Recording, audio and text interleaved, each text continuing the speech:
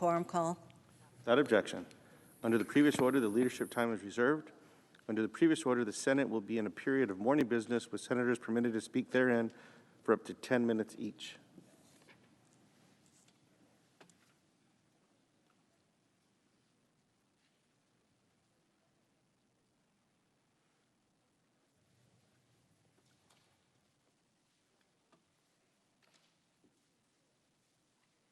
Mr. President, Senator from White.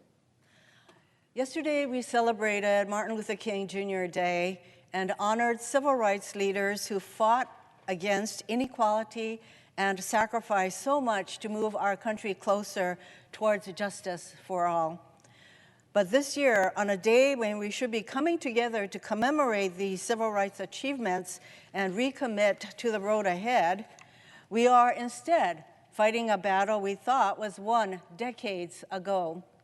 In 1957, Martin Luther King Jr. delivered his "Give Us the Ballot" address, where he said, quote, "The denial of this sacred right is a tragic betrayal of the highest mandates of our democratic tradition," end quote.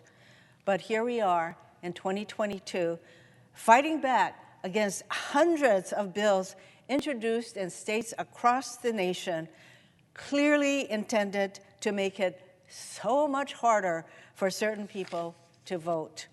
22 states have already enacted 47 new laws that make it more difficult to vote by mail, that make it harder to stay on voting lists, that limit the availability of drop boxes for ballots, that limit the number of polling locations, that impose stricter or newer voter ID requirements. And the list goes on. But one of the most insidious is Georgia's law, which allows any person to challenge the rights of an unlimited number of voters to cast their ballots. If someone decides, for whatever reason, to challenge another person's right to vote, the voter then has to show up to their election office to defend themselves. Imagine being a single mom working 2 jobs and unable to afford childcare, and now she has to defend her constitutional right just because someone thought she shouldn't be voting at all? Volunteers are already being recruited to pose these challenges. This isn't voter protection. This is vigilantism. These laws are clearly intended to target communities of color and make it harder for them to vote, period. Our country's legacy of racial discrimination in voting is undeniable. And it's undeniable that we are witnessing history repeat itself. In 1890, the House passed historic legislation that would have increased voting protections, particularly for Black voters. But the Senate failed to take up this legislation, failed to act at a critical time when it had the chance. And the results were devastating for decades to come. The Senate's failure to take up this legislation allowed Jim Crow and the plummeting of voter turnout among Black voters to continue for more than a century, until the Senate passed the Civil Rights Act of 1964 and the Voting Rights Act of 1965, over 70 years later. A recent Washington Post analysis said this current wave of voter suppression bills potentially amounts to, quote, "the most sweeping contraction of ballot access in the United States since the end of Reconstruction," end quote. Today, these attacks on our freedom to vote are taking us back to the time of Reconstruction. We cannot wait another 70 years for the so-called deliberative body to act, which is why we need to pass comprehensive voter protection legislation. But not a single Republican supports the Freedom to Vote John Lewis Act. Many of my Republican colleagues have joined Congressman John Lewis to commemorate the march from Selma to Montgomery. But today, They won't even allow the Senate to consider legislation named in his honor and have called this bill radical. There is nothing radical about protecting a person's freedom to vote. What's radical is sending us back to the days of Reconstruction. This legislation would restore and strengthen the Voting Rights Act, which Congress reauthorized with broad bipartisan support 5 times in 1970, 1975, 1982, 1992, and it passed 98-0 in 2006, which included 10 currently sitting Senate Republicans.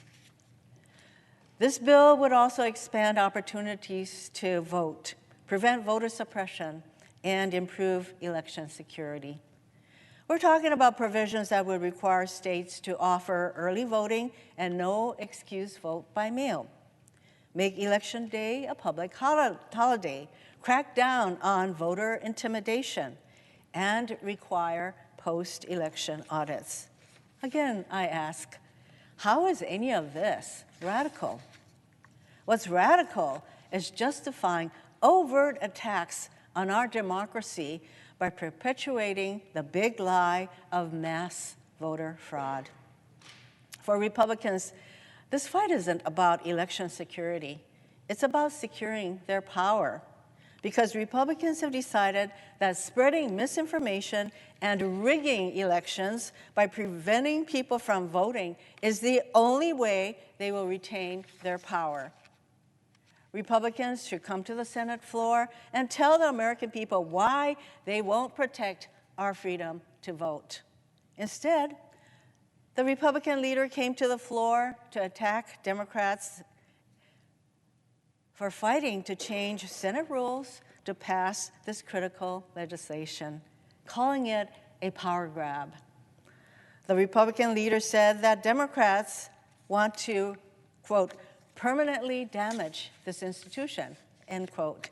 He went on to say the filibuster is, quote, about compromise and moderation, end quote. This from the Republican leader who refers to himself as the Grim Reaper, as he prevents dozens of House-passed bills from being considered on the Senate floor. The same person who single-handedly prevented President Obama from filling a vacancy on the Supreme Court for over a year, denying the will of nearly 66 million Americans who voted to give President Obama a second term in office. The same person who pushed through President Trump's Supreme Court nominee as over 159 million Americans were in the process of voting. So much for compromise and moderation. Let's not pretend this is about the sanctity of this institution. We cannot sit back and let one political party continue to unravel the threads of our democracy, one voter suppression bill at a time. While Republicans do nothing to protect our freedom to vote in the face of mass voter suppression bills enacted across the country, we Democrats cannot sit back and let 2020 be the last free and fair election in our country.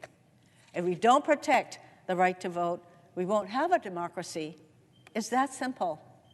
That's the reality. Since the Republicans will not lift a finger to protect voting rights, we have no option but to change the Senate rules in order to pass the Freedom to Vote John R. Lewis Act. This is something that every single Democratic senator needs to get on board with. Mr. President, I yield back.